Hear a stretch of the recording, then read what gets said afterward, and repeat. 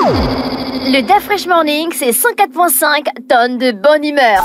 Tous les matins sur Urban FM. Vous êtes sur les 104.5 Urban FM, la station urbaine, et vous écoutez le Da Fresh Morning. Dans notre émission ce matin, on reçoit Monsieur Mbonobam Rodrigue Eric. Il est juriste et écrivain, et Monsieur Ndjoumana Amidou Loïc, il est ingénieur en informatique. C'est une collaboration. Ok, d'accord. Ils sont là pour nous parler du manuel de procédure dans l'administration gabonaise. Monsieur Mbonobam, bonjour. Bonjour. Monsieur Ndjoumana, bonjour. Bonjour. Rapprochez-vous du micro, hein. Restez plus proche du micro. Alors, ce matin, on va parler du manuel de procédure dans l'administration gabonaise. Je rappelle que monsieur Rodrigue Eric Mbonobam est né à Port-Gentil, au Gabon. Il est juriste de droit privé, diplômé de l'université Dakar-Bourguiba en République du Sénégal. Il a travaillé plusieurs années dans le secteur privé avant d'être recruté dans l'administration publique où il occupe le poste de chef de bureau déroulement des carrières et procédures disciplinaires à la direction centrale des ressources humaines du ministère des Affaires sociales pendant des années. À partir de mars 2022, il va occuper la fonction de chargé d'études au cabinet d'un commissaire permanent de l'autorité pour la protection des données personnelles et de la vie privée, ancienne commission nationale pour la protection des données à caractère personnel, jusqu'à ce jour. Enfin, l'auteur de cet ouvrage, donc M. Mbonobam, est membre fondateur du cercle de réflexion de sensibilisation et information sur les procédures dans l'administration gabonaise, secrétaire général de la Fédération gabonaise de danse de création et membre actif de plusieurs... Vous êtes un danseur. Mais vous êtes un homme multitâche. Comment vous faites pour vous en sortir, monsieur Mbonobam? Alors, il faut... bonjour d'abord aux éditeurs et téléspectateurs de Urban FM et merci de nous recevoir aujourd'hui. Alors, il faut dire que dans la vie, il n'y a pas que l'aspect familial ou professionnel. Il y a également la culture qui m'intéresse beaucoup et dont je fais partie. Je suis dans ce milieu-là, le monde des acteurs culturels depuis plusieurs années. Au niveau de la danse, par exemple, comme vous l'avez signifié, j'étais, on va dire, manager donc d'une compagnie de danse à Dakar, Compagnie No Limites, qui était dirigée par Anon Doumba. Et on a décidé de créer la Fédération de danse de création au niveau du Gabon. Et jusqu'alors, je suis toujours le secrétaire général. Voilà, au-delà, maintenant, d'autres facultés que j'ai pu acquérir, entre autres l'écriture. Qu'est-ce qui vous emmène à écrire ce manuel? La pratique du droit administratif? Non, ce n'est pas en tant que tel la pratique du droit administratif. Alors, étant agent public, pendant des années, nous avons constaté, donc pas seulement moi, parce qu'il y a M. Ndjoumana qui a collaboré dans ce livre-là, dans ce manuel, nous avons constaté qu'il y a beaucoup de manquements au niveau de l'applicabilité des textes. Le législateur prend vote des lois, ensuite le président de la République, on va dire qu'il promulgue des décrets, des décrets d'application de ces lois-là. Et il s'avère que sur le terrain, l'agent public n'arrive pas à rendre justement comment est-ce qu'on peut facilement accéder à ces textes-là. Donc comment est-ce qu'ils peuvent être appliqués. Donc l'idée est venue comme ça, de pouvoir justement élaborer justement ce manuel-là. Et c'est prévu par l'article 26 qui est dans le code de déontologie, qui stipule bien que chaque administration doit établir un manuel de procédure, un manuel des organisations des services et des brochures d'enregistrement. C'est prévu par les textes dans le code de déontologie. Vous verrez dans le préambule, c'est bien prévu. Alors, à la page 9. À la page 9. À la page 9, exactement.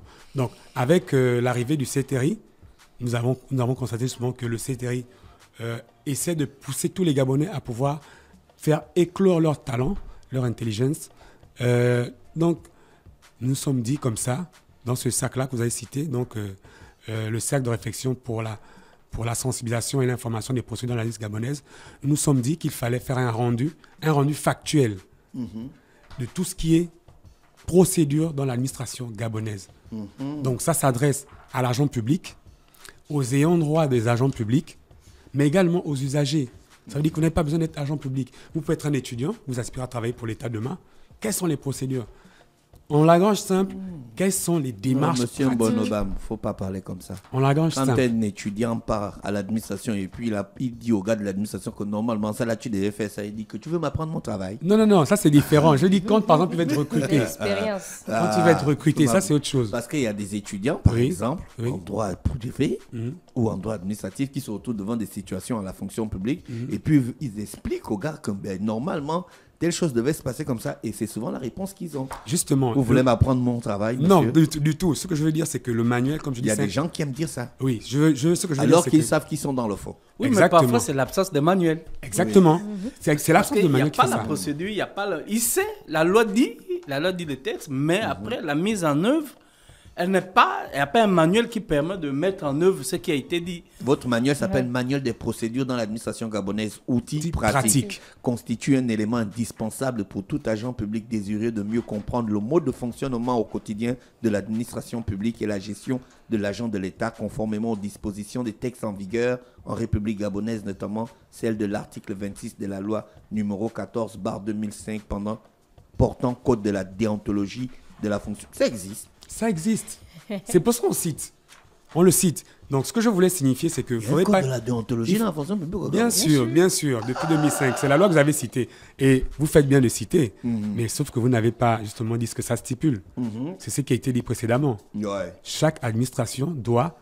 Tout service public doit établir un manuel de procédure, un manuel d'organisation des services et des brochures d'enregistrement. Exactement. Est-ce que c'est respecté? Justement. D'où justement l'élaboration de ce manuel. Ce manuel a été fait justement pour cela. Parce que, comme je le disais tantôt, dans l'administration, nous avons des textes qui nous régissent. Sauf que pour appliquer ces textes-là, tout le monde n'a pas cette faculté de pouvoir interpréter les textes juridiques. Nous avons donc pensé comme ça qu'il fallait ce manuel-là, puisque la loi le prévoit. Et ce n'est qu'un rendu factuel. Ça ne porte aucune critique. Il n'y a pas d'opinion. Nous avons juste fait un rendu factuel des textes existants, mais en langage simple. C'est pour ça qu'on parle plus de démarche pratique dans l'administration.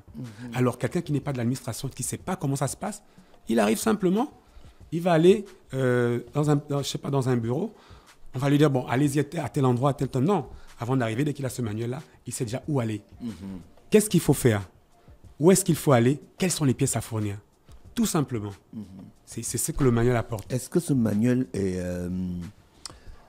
je veux dire ça comment? Est-ce que déjà vous êtes la personne la mieux placée pour prendre un tel manuel? Est-ce que vous avez l'expérience requise dans la fonction publique, dans le service public, pour avoir observé toutes les procédures administratives? Alors, comme je le disais, vous l'avez même dit quand vous faisiez la biographie de l'auteur, j'ai travaillé plusieurs années dans la fonction publique, notamment aux ressources humaines. D'accord. Et je m'occupais de la gestion du personnel, donc les carrières. La carrière d'un agent, c'est dès son recrutement jusqu'à sa retraite ou à son décès, voire même pour les retraités, on oriente. Ça veut dire que la plupart des textes donc pris dans l'administration publique, notamment les arrêtés portant intégration, les reclassements et autres, les stages, tous ces textes-là passaient par moi. Et je vous dis, c'est un constat. J'allais dans plusieurs administrations parce que, étant ressources humaines, vous avez la possibilité d'aller dans les autres administrations, puisque vous représentez la fonction publique dans votre entité administrative.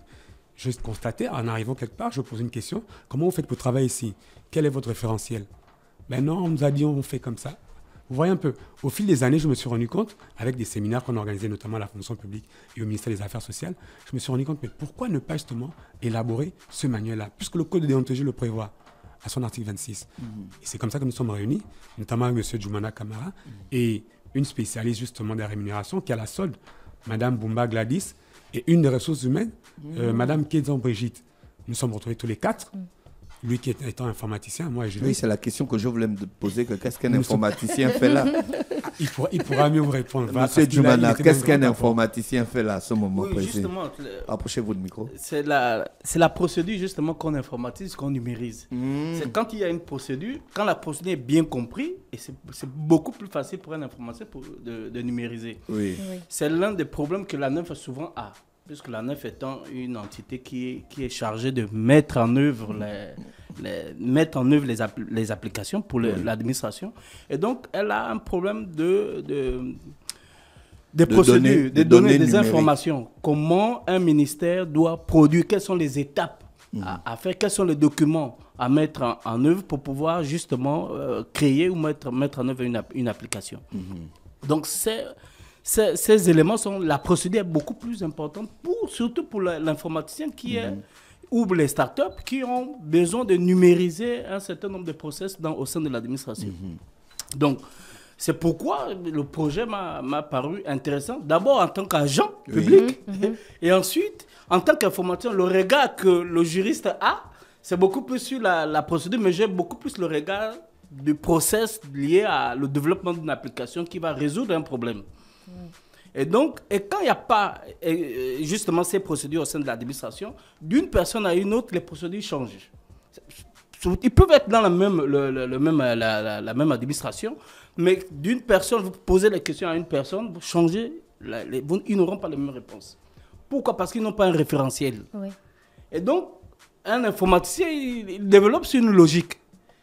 Si vous lui dites quelque chose qui n'est pas logique, et de l'autre côté, il y a deux process qui ne sont pas pareils, il aura du mal à mettre en œuvre l'application. Donc, le regard de l'informaticien, c'est celui-là. Oui, il y a la procédure, mais il faut nécessairement que ces procédures-là soient implémentées au sein de l'administration pour faciliter la numérisation. Donc, si on n'a pas ces procédures, on n'a que du texte juridique, l'information ne pourra pas peut-être comprendre ces éléments juridiques. Alors que la procédure décline étape par étape, qu'est-ce qu'il faut faire, quels sont les éléments à fournir, et à la fin, je crois comme résultat. D'accord. Monsieur Mbonobam, est-ce que tous les ministères doivent avoir un service d'archivage? Sinon, comment expliquer que certains ministères puissent perdre des dossiers? Ben justement, c'est ce que je vous disais. Ici, nous intervenons par rapport à ce même, nous intervenons en tant qu'auditeurs internes. Vous comprenez? On a fait des constats dans l'administration, comme vous le dites. Il y a des services d'archivage. Il y en a, ça existe. Sauf que, comme on vous le disait, les agents apprennent lorsqu'ils sont à l'école. Lorsqu'ils sont maintenant sur leur lieu de travail, il manque des process. Ces process-là doivent être physiques. Donc, ce manuel de procédure-là vient justement, on va dire, lever certains équivoques ou encore retirer une épine du pied de certains agents. Est-ce que ce manuel de procédure a pris acte de la réalité du terrain avec une administration qui est politisée jusqu'à dans son ADN? Bien sûr. Parce que le jour où tu dois donner le papier, on t'affecte ton conseil des ministres à Moulengi Binza. Bien sûr que ça a pris acte des réalités du terrain. Ah bon, je vous dis. Vous avez pris acte de la politisation de l'administration? Non, justement, c'est pas politique. Comme je vous le disais, c'est un rendu factuel. Je sais que c'est pas politique, mais vous savez que notre administration souffre d'une très grande politisation. D'accord. Et que c'est ça. En tant qu'agent public, on ne commande pas vraiment les politiques, surtout par rapport à ce manuel. Ce qui se passe ici, c'est que c'est des textes qui existent. On n'invente rien, on n'ajoute rien, on ne retranche rien. On fait un recueil de textes, de près de 41 ou 43 textes. Et donc, on facilite, on prend les éléments essentiels dans ces textes-là pour pouvoir mettre dans un ouvrage. Donc, on n'ajoute pas, on ne retranche pas. En fait, les textes existent. Mais là, les textes existent. Vous n'avez fait que recueillir les textes. Donc, vous comprenez que si l'administration ne marche pas bien, c'est pas à cause des textes. Non. Justement, ce qu'on va apporter, j'aimerais justement apporter par rapport à ce qu'il a dit. Je vous prends un exemple simple. Ce manuel ne fait pas que faire un rendu factuel. Il propose. Vous verrez dans la partie où on parle, le deuxième chapitre, on parle des modes, des types d'actes à prendre. Vous avez par exemple une présence au poste, une prise de service. Alors, vous allez constater que chaque administration a son modèle, c'est-à-dire comment c'est présenté, comment est-ce qu'on le remplit. Ici, nous proposons justement d'uniformiser ces actes-là. Prise de service, présence au poste. La démission. Exactement, l'ordre de mission et autres. Nous proposons cela. Mais encore, nous allons plus loin. Dans ce manuel, vers la fin, vous allez voir que nous n'avons pas de conclusion. Parce que c'est un manuel qui reste ouvert. Quand les textes évoluent, nous sommes en 2024, pardon, lorsque les textes évoluent, qu'est-ce qu'on fait? On actualise le manuel. Donc, à la fin, qu'est-ce qu'on fait? On donne des conseils pratiques. Puisqu'on vous a donné les procédures, les démarches pratiques, à la fin, on vous donne des conseils pratiques par rapport à telle ou telle situation. Vous voyez un peu. Donc, nous, ce qu'on fait ici, on essaie d'apporter quelques éléments, quelques solutions, justement pour permettre à l'administration d'être un peu plus efficace. Je prends un autre exemple. Vous voulez demander une audience. Vous n'avez pas besoin de vous déplacer. Vous n'avez pas besoin d'écrire. Vous allez en ligne, vous vous inscrivez en ligne, d'où justement la numérisation de l'administration. Vous allez en ligne, vous vous inscrivez, vous donnez tous les éléments qu'il faut, et on vous répond par un code. Ce code-là, lorsque vous l'ouvrez sur votre téléphone, vous avez le lieu, la date, l'heure pour votre rendez-vous. Plus besoin de vous déplacer. On a eu ce problème-là avec les examens au niveau de l'ENA et les PCA, mais on fait comme le bac, simplement. On délocalise. Lorsque vous voulez être recruté ou déposer un dossier d'embauche, vous n'avez pas besoin de venir sur Libreville. Vous déposez depuis l'administration délocalisée. C'est de ça dont il s'agit. Ça veut dire que si quelqu'un se retrouve soit à Minzik, soit à Okonja, soit à Mayumba, mais la personne, c'est simple. Elle va sur son ordinateur. Je parle de l'argent public. L'argent public tape sur son ordinateur, étant un point focal, ayant le code d'accès. l'information qu'il a depuis Okonja, Minzik ou encore Mayumba, c'est la même information qu'il y a à Libreville. Vous comprenez un peu? On essaie d'expliquer comment faire en sorte que l'administration soit comprise au quotidien par les agents de l'État, par les ayants droit. Vous parlez de l'informatique dans l'administration. Exactement. L'administration, monsieur Djoumana. Vous êtes dans le futur. Vous êtes dans le futur ou ça existe déjà? L'administration en cours. Je pense que je ne suis pas agent de la NEF, mais la NEF a mis en place des systèmes qui, je pense à le système de messagerie pour les agents publics. Il y a également les plateformes en ligne que la NEF a mis. On parle de NIP. Le fait de pouvoir mettre ses informations sur le NIP et récupérer à la fin son NIP, c'est déjà de l'e-administration. Mais nous, ce qu'on souhaite, c'est d'aller beaucoup plus loin. En justement mettant en place les procédures, et ça va permettre à la NEF d'aller beaucoup plus loin. C'est vrai que la NEF aujourd'hui ne pourrait peut-être pas mettre en place toutes ces procédures. Il y a également des start-upers, des développeurs qui sont là pour justement produire. Vous parlez de l'intelligence artificielle, mais vous êtes dans le futur, monsieur Djoumana. Ils s'adaptent. Non. Oui, on doit vous consulter. Les gars de l'administration, comment ils passent déjà à l'intelligence artificielle? Bien sûr. Mais vous êtes forts, les gars. Il faut nécessairement qu'on y va, parce que c'est la tendance. J'espère qu'ils savent ça. Bien sûr. En fait, c'est le problème que nous avons eu, je pense, dans les années avant. C'est-à-dire que l'administration on a travaillé avec, je prends le ministre Kabelen Toutoum, à mener le gouvernement à aller sur les réseaux sociaux. Parce que ce n'était pas facile. Il fallait convaincre les membres du gouvernement pour qu'on ait une page officielle d'un ministère. Au départ, aujourd'hui, ça devient normal, courant. Mais au départ, c'était des bagarres. Ce n'était pas facile. Et donc, si on est arrivé là, c'est que... Vous dites que c'est l'avenir, vous faites la bagarre. Comment les gens peuvent être comme ça? On peut arriver à mettre en œuvre... Là, ils font déjà la bagarre avec l'intelligence artificielle, alors qu'on leur dit que c'est l'avenir. C'est de l'avenir, on n'a pas le choix. Donc, on n'aura plus besoin de se déplacer à chaque fois, par exemple, pour un dossier. Est-ce qu'on peut prendre ce livre-là, par exemple, pour un employé qui cherche à démissionner, qui, pour lui, se dit, je dois simplement mettre une lettre de démission, alors qu'il y a peut-être la composition d'un dossier. Est-ce qu'il peut trouver sa réponse dans ce manuel? Bien sûr qu'il trouve la réponse dans ce manuel. Comme je vous le disais, il s'agit de la carrière. Comprenez? Il y a plusieurs étapes, plusieurs chapitres dans ce livre-là. Il s'agit de la carrière. Un agent qui souhaite démissionner, il y a la méthodologie. Il y a dedans, on vous dit comment faire, où aller et quelles sont les pièces à fournir. Pour les retraités, c'est la même chose. Et je vous ai dit tout à l'heure, il ne s'agit pas seulement des agents publics, les ayants droit. Vous avez quelqu'un, vous êtes marié, votre femme doit accoucher. Mais beaucoup de gens ne savent pas que l'État, justement, offre une aide sociale pour l'allocation prénatale. 60 000 avant l'accouchement, 80 000 après l'accouchement. Beaucoup de gens ne savent pas ça. Pour les décès d'un agent public ou bien d'un ayant droit d'un agent public, les gens ne savent pas qu'il y a des aides que l'État offre selon les catégories. Même pour les retraités. Pour les retraités également. Vous voyez un peu. Donc, dans ce manuel-là, ce que nous souhaitons justement à l'avenir faire, c'est que les plus hautes autorités nous permettent, nous donnent la possibilité de faire en sorte que ce manuel devienne un référentiel dans l'administration. C'est important parce que lorsque chacun a ça sur sa table, mais c'est plus simple en fait. Il n'a plus besoin de demander à X ou Y. On a souvent tendance à demander aux personnes physiques. Non, on a demandé à l'administration. Et on demande à l'administration à travers les textes existants. D'accord. Et ces textes-là, lorsqu'ils évoluent, qu'est-ce que le manuel prévoit? Le manuel prévoit également d'actualiser justement cet ouvrage-là. Mais faites-le donc en numérique aussi, pour qu'on puisse le retrouver sur une plateforme digitale. Il existe en numérique. Il existe déjà en numérique. Ce qu'il est en train de dire, c'est que si le texte évolue, en temps vous avez acheté le livre et donc le livre devient... Donc, il y a un texte qui évolue. Nous, ce qu'on fait, c'est quand vous achetez le livre, on prend votre mail.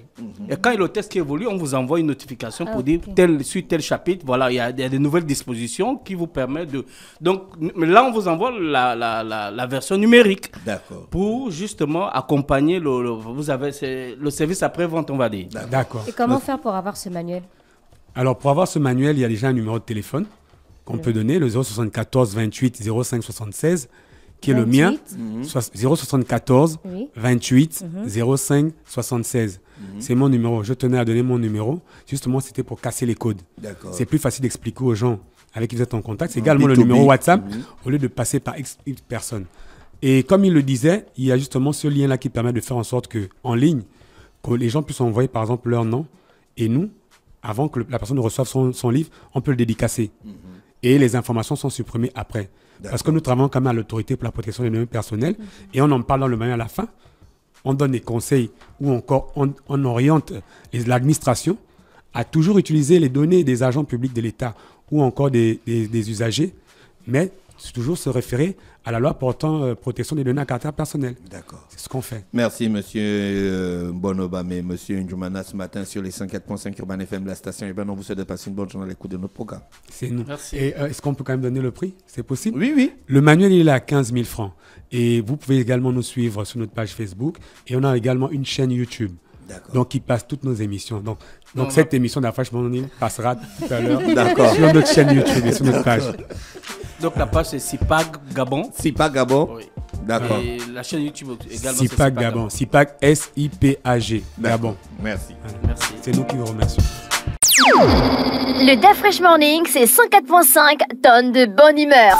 Tous les matins sur Urban FM.